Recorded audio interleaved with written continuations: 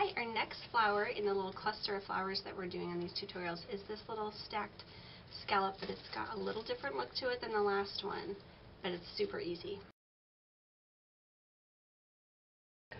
Okay, so I've punched 3 scallop circles using a 2-inch scallop circle punch, and I'm also using a pair of scissors and a tiny paper piercer, and then I'm going to use a little bit of the Tattered Angels Glimmer Mist in Bubbles, which is a really just shimmery, hardly blue at all. It looks really blue, but it's not that blue when you spray it on.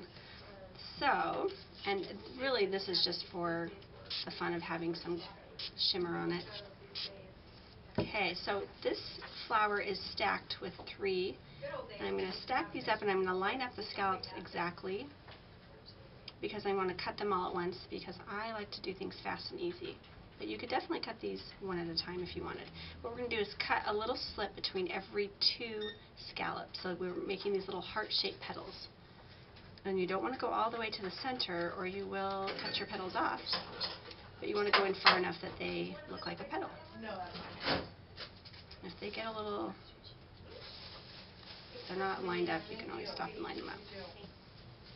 Just a little snip here. All the way around. Okay, so now I have all those cut. On each one of these, I'm going to go through it and I'm going to fold the little heart piece, just do a little pinch in between each of those little scallops on each petal. Doesn't have to be anything precise, and again, having that little spritz of Glimmer Mist kind of makes this a lot easier, but it's not necessary. Okay, whoops. So we're going to do that with all 3. I've folded mine all the same way. You could fold some up and some down if you wanted for a different look.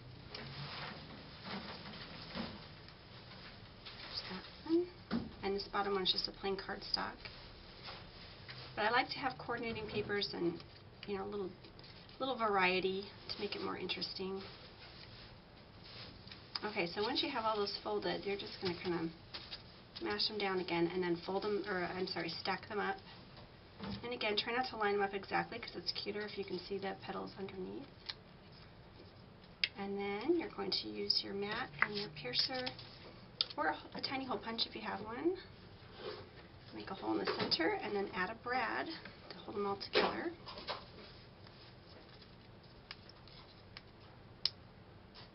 And there we go. And the last step really is to just kind of fluff up your flower, your petals, so that it's got a little dimension, and that's it.